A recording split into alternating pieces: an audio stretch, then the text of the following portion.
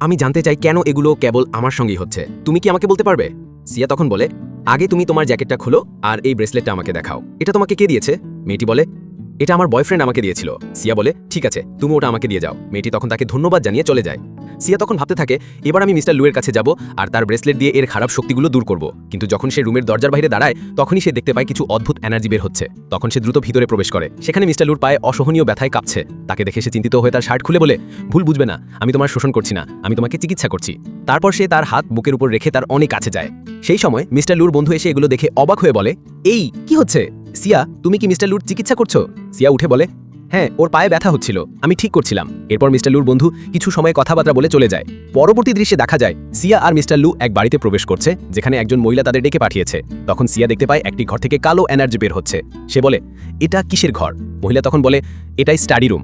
সিয়া জিজ্ঞেস করে, আপনার কি সাম্প্রতিক সময় মাথা ব্যথা হয়েছিল? তখন মহিলা বলে, হ্যাঁ হয়েছিল, কিন্তু আমার স্বামীর কাছ থেকে শুরু হয়েছিল, এরপর আমার হয়েছে। তারপর সেখানে একজন লোক এসে সবাইকে ঘরে নিয়ে যায়। ভিতরে গিয়ে সিয়া একটি বক্স থেকে শক্তি বের হতে দেখতে পায়। তখন সেই লোকটি বক্সটা তুলে সিয়ার সামনে নিয়ে আসে। সিয়া তখন ভাবতে থাকে, আমি কি মিস্টার লুকে বোকা বানিয়ে আমার কাজটা করতে পারবো? সম্পূর্ণ ড্রামার এক্সপ্লেন দেখতে চ্যানেলের বায়োতে ইউটিউবের লিংক দেওয়া আছে।